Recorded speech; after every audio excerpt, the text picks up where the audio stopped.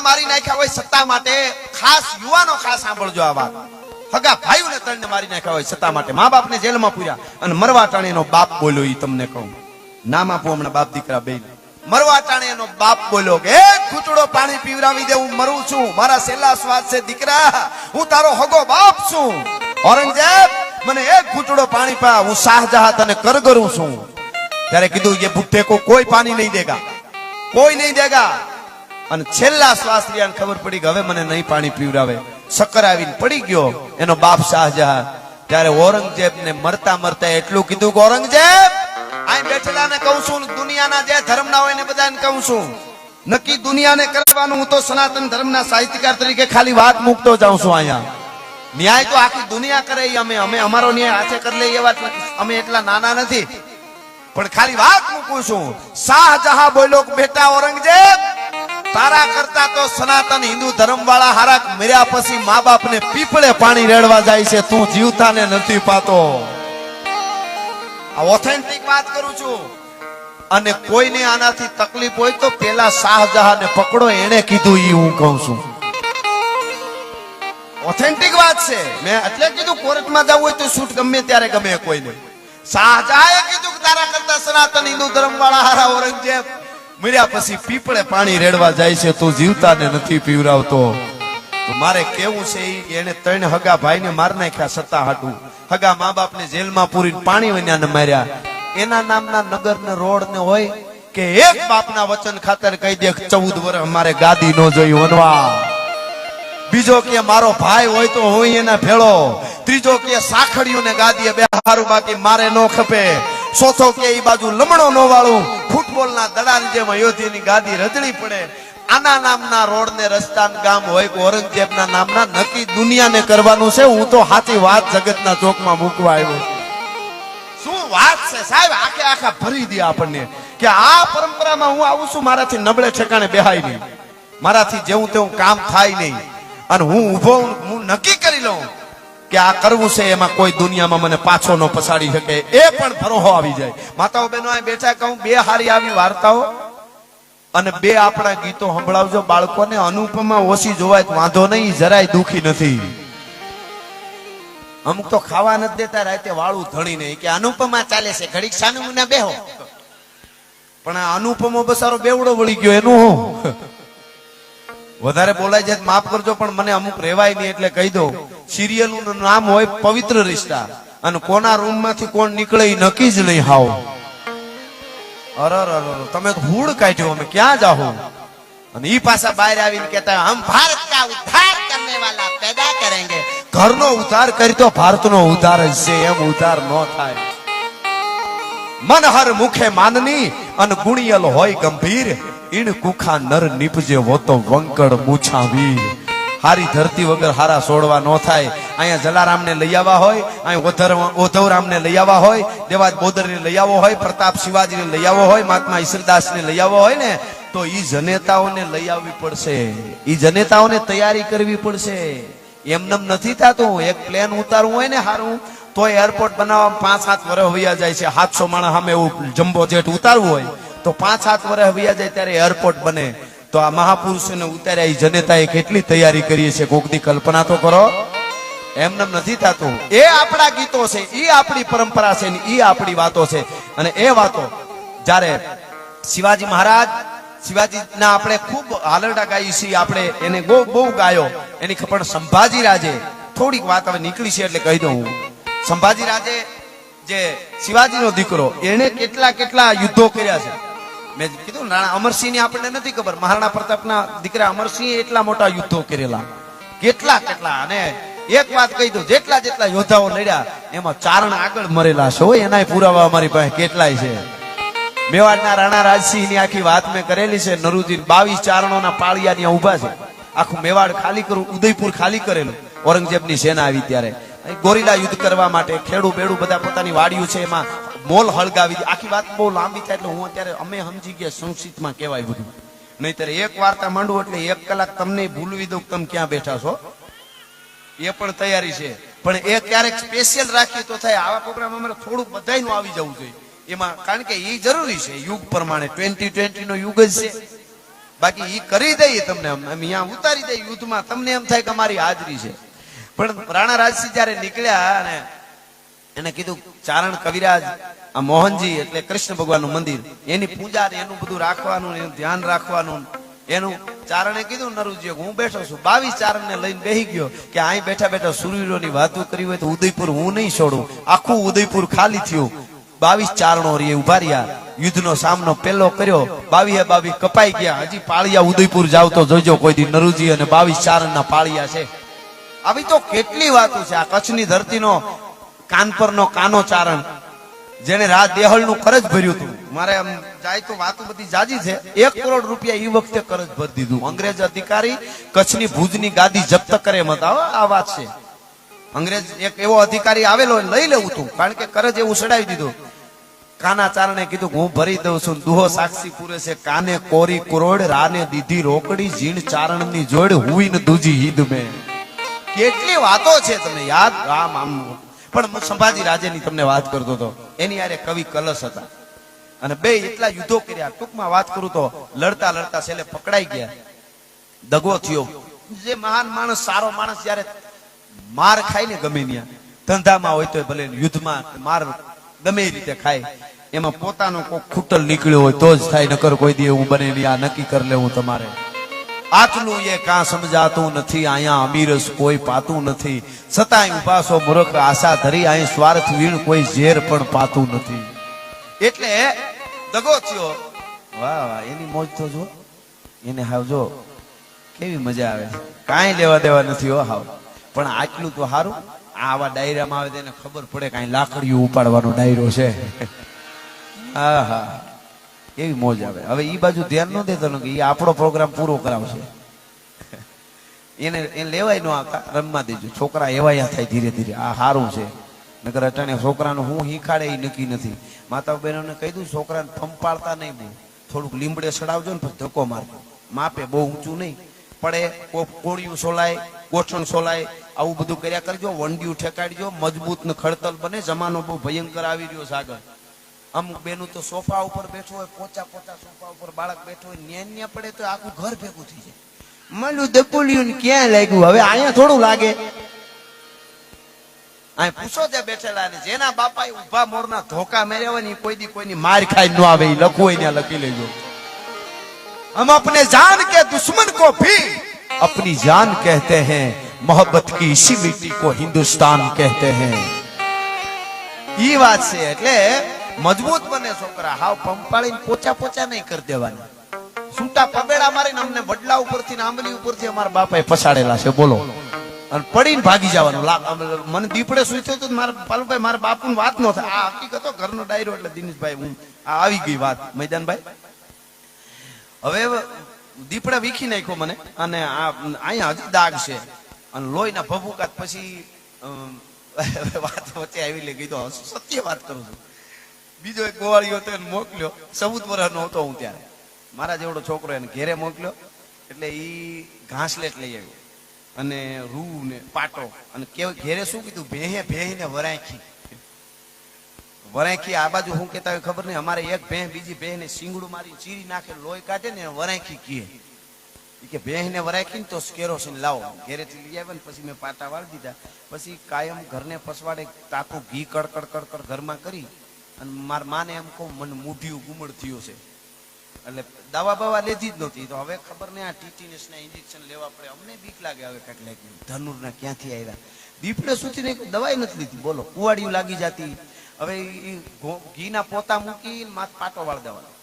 1 મહિનામાં બધું મટી ગયું. મટી ગયા પછી બીજે કોક હતો એને કીધું કે તમારા છોકરાને દીપડે વીખો તો મહિના દી પહેલા એમ. પણ મારાથી ન કહેવાય ને દીપડે જ વીખો. મારા બાપા વીખી નાખે પાછા કે તું એને તગડવા ગયો હોય છે એમ.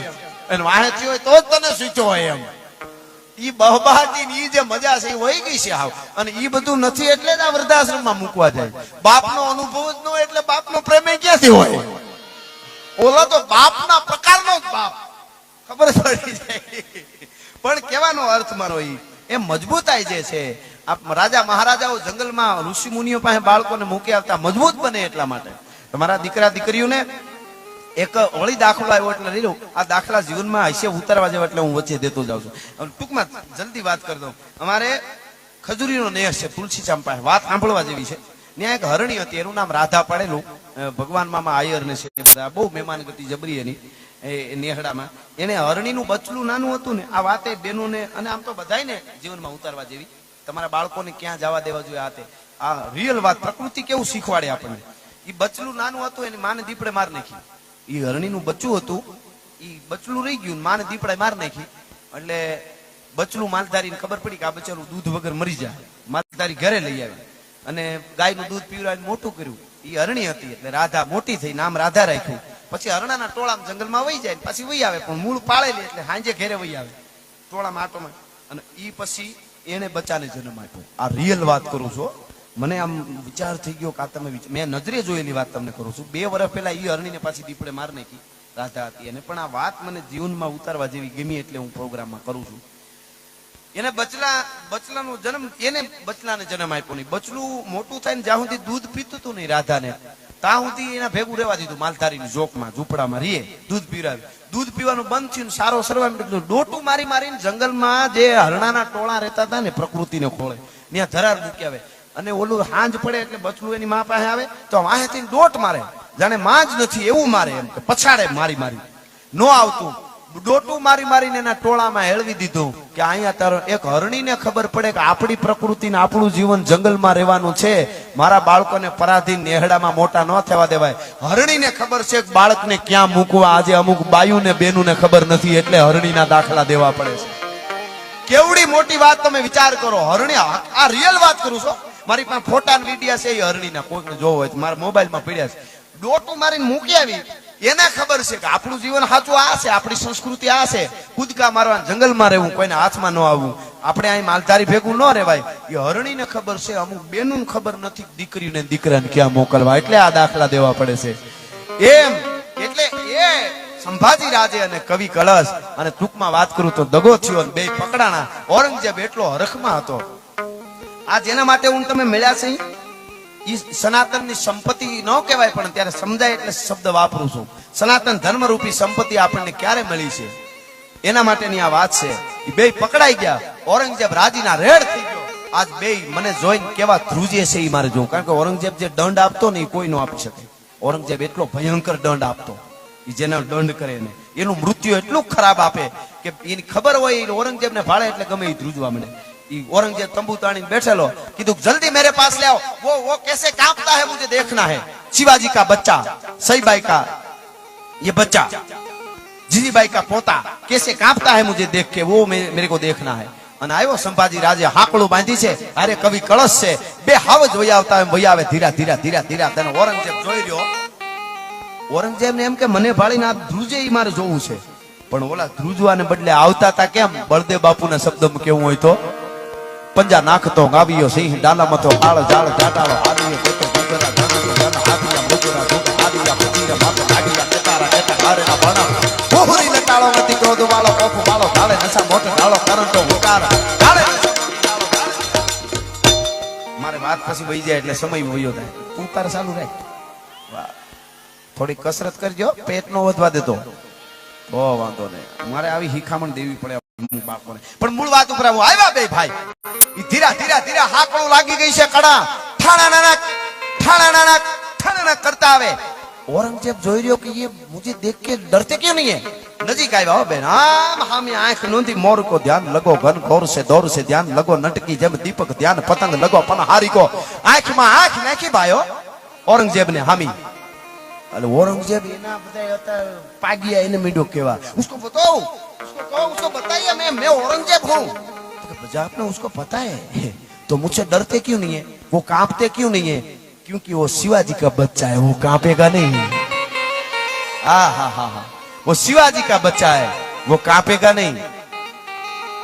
आया हमारा अन पसी को के कीधु, औरंगजेब ने कीधु जहापना, ये सब युद्ध जो संभाजी करते थे ना, वो ये उसके बाद बगल में जो कवि खड़ा है, कवि कलश, वो वीर रस के गीत बोलते थे.